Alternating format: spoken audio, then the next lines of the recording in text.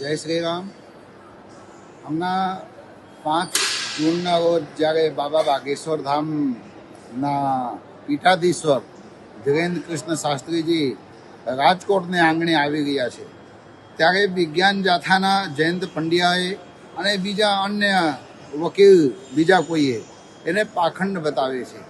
હું વિજ્ઞાન જાથાના જયંત પંડ્યાને કહેવા એ માગું છું કે તમે હિન્દુ છો કે તમારા હિન્દુત્વમાં અમને શંકા પણ છે, અને જ્યારે બાબા બાગેશ્વર ધામના વિરોધ તમે કરી રહ્યા છો ત્યારે તમારા વિરોધથી એને કંઈ અસર ના પડે, કારણ કે સનાતન ધર્મના પ્રચારક છે, સનાતન ધર્મના ઉપાસક છે અને સનાતન ધર્મના રક્ષક છે. જ્યારે આવા સનાતન ધર્મના ઉપાસકના કોઈ વિરોધ કરે ને ત્યારે એને મા અને બાપમાં બેમાં ફેર દેખાય છે મને. અને જ્યારે પણ રાજકોટને આંગણે ધીરેન્દ્ર કૃષ્ણ શાસ્ત્રીજી આવે છે ત્યારે હું મહામંડલેશ્વર મહંત શ્રી સુખરામદાસ બાપુ મારું સમર્થન આપી રહ્યા છું.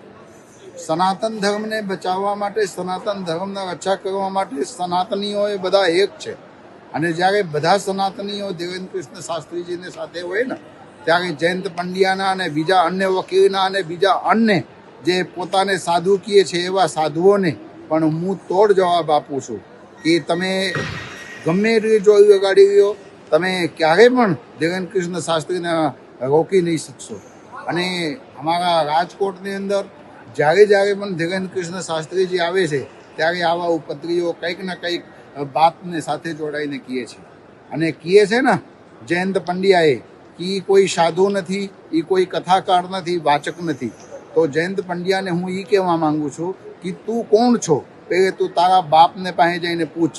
અને ધીરેન્દ્ર કૃષ્ણ શાસ્ત્રીજી સાધુ પણ છે, શાસ્ત્રીજી પણ છે, કથા વાચક પણ છે, અને સનાતન ધર્મના ઉપાસક ને રક્ષક પણ છે, અને તમામ સનાતનીઓને એકજૂટ કરવા માટેના અનેક પ્રકારના પ્રયત્ન અમારા ધીરેન્દ્ર કૃષ્ણ શાસ્ત્રીજી પીઠાધીશો કરી રહ્યા છે. ત્યારે અમે અમારા સનાતન ધર્મને બચાવવા માટે અનેક પ્રકારના બધા પ્રયાસ કરશું. એટલે આપ ગમે એટલી તાકાત લગાડી હોય તમે રોકી જ નહીં શકશો. જય હિન્દ, જય જય ગરવી ગુજરાત, ભારત માતા કી જય, જય શ્રી રામ. હજુ સુધી તમે અમારી ચેનલને સબસ્ક્રાઇબ નથી કરી તો અત્યારે જ ન્યૂઝરૂમ ગુજરાતને સબસ્ક્રાઇબ કરો, ફેસબુક અને ઇન્સ્ટાગ્રામ પર ફોલો કરો.